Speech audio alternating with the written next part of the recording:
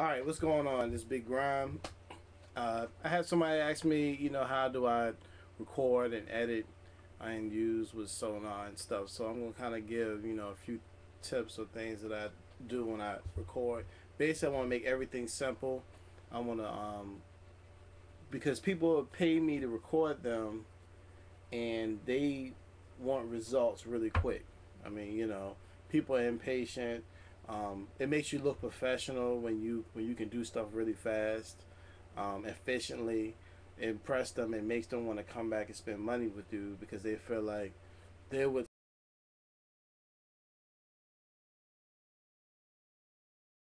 somebody that do stuff and taking a long time. So I really developed a way of moving really fast and doing things quickly and easy for me, even though it may not be um, that big of a deal, but it's a big deal for them. So one of the things that I do is when I record mono when it comes to vocals, just because a voice is a monophonic instrument. You can't harmonize at the same time with one person. You would have to either record it and then double it or triple it or whatever. So I record in mono, and how I do that is I go to my input, and you go to your sound card, and it's going to say left, right, or stereo. Well, left or right is mono. Simple as that. You click it, put it on left or right, and you'll be recording in mono. Then what I do is I like to have my hooks and my verses on separate tracks. So like for instance, this is the hook right here. Spit that shit that make you bounce, make you bounce. I said Cypher got that flow that make you bounce, make you bounce. They gon' bounce with me, they gon' bounce with me. Alright, that's the hook. And then I come down here, you see the verses. The verse right here. And now basically all he did was do a main vocal and he doubled it. And then I have ad-libs down here. But some people, what they do is, which I don't understand, they will, let's say, record the hook up here, record the verse, and then they keep going down as they keep recording. So if they put the hook again, they'll put the hook down here and then the verse down here, which doesn't make any sense when you might as well put the hook on all on one track and then your verses all on one track. That way it keeps things simple and easy. When you double, you want your artist to pretty much try to say the same thing in the same way, the same tone, the same time, and so it make it sound like one thick voice instead of sounding sloppy and sounding like two different people who are not working well with each other. As far as panning, a lot of people do like pan hard all the way to the right or pan hard all the way to the left. Always try to look at it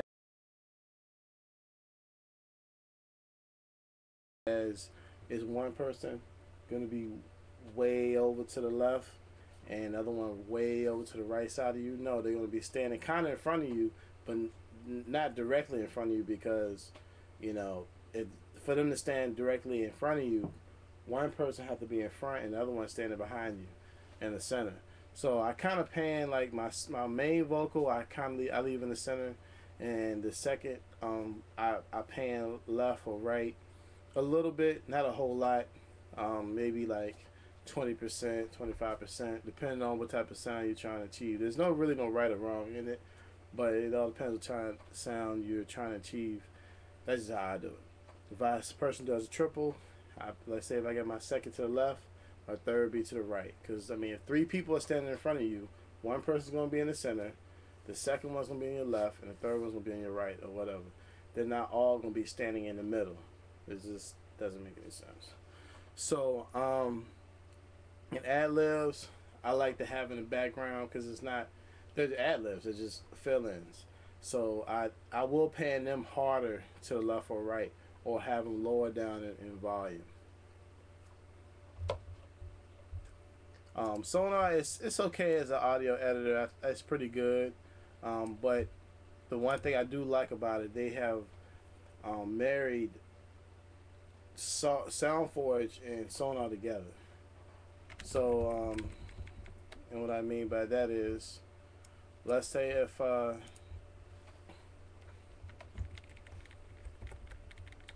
this part right here, which I can slice any part of it, but let's just say this part right here, you know, I want to do some editing to it. They said Sonar is okay as an audio editor, but SoundForge is better. I just go to Tools, and you see SoundForge. When you install SoundForge, it's going to be on that list. And I believe you can add other audio editors like Cool Edit with it. And see, when I highlight that clip, hit SoundForge, it's going to load up SoundForge and allow me to edit that clip in SoundForge. And that's where I do all my like chop and screw type sounds, all in SoundForge. I know a lot of people use Cool Edit or Adobe Audition now to do a lot of the chop and screw type sounds, or sound like it's being slowed down on the record.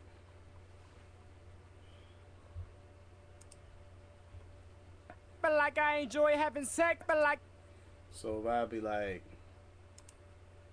want to add effect to it, let's say pitch bend.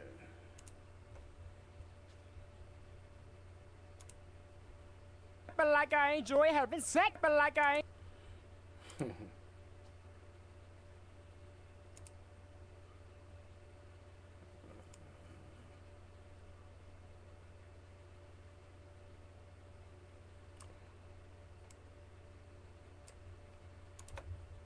But like I enjoy having sex, but like I enjoy having. So let's say if I wanted to do that, I save it. Now all I have to do is click X. I don't have to save on SoundForge. I just hit the X, like I'm Xing out. It asks me, do I want to save copy? Yes, I do. It save it. I minimize this. Go to Sonar. It says, would you like to reload it? Yes. So now it's in my song. I didn't have to re-upload and move or anything. I just did it just like that. Who's next? I enjoy rapping like I enjoy having sex. Every beat I perfect, I. See what I'm saying? So those are a couple of ways I use Sonar. I'm gonna do more videos like how I make beats, but those are a couple of tips that you may be able to use. All right, peace.